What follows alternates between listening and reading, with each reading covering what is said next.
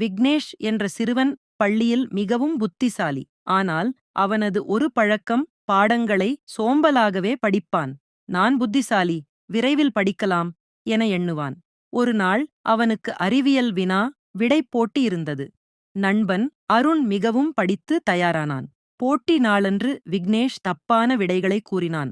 ஆனால் அவன் தான் சரியாக கூறினேன் என்று நினைத்தான். ஆனால் முடிவில் அருண் தான் வென்றான். விக்னேஷ் வருத்தத்துடன் ஆசிரியை அருகில் சென்றான். நான் எப்போதும் வேகமாக படிப்பேன். ஆனால் இப்போ எனக்கு தவறு நடந்தது. ஆசிரியை மெதுவாகச் சிரித்தார். விக்னேஷ், கற்க கசடறக் என்பதன் பொருள் தவறில்லாமல் தெளிவாக கற்க வேண்டும். இல்லையெனில் நம்மால் அதை நம்பிக்கையுடன் நின்று பேச முடியாது. அன்றிலிருந்து விக்னேஷ் குறைவாகவே படித்தாலும் தெளிவாக கற்றுக்கொள்ளத் தொடங்கினான்.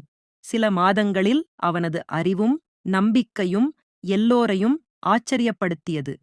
நீதி: வேகமாக கற்கும் படிப்பை விட தெளிவாக கற்கும் அறிவு நீண்ட நாள் நம்பிக்கையையும் வெற்றியையும் தரும்.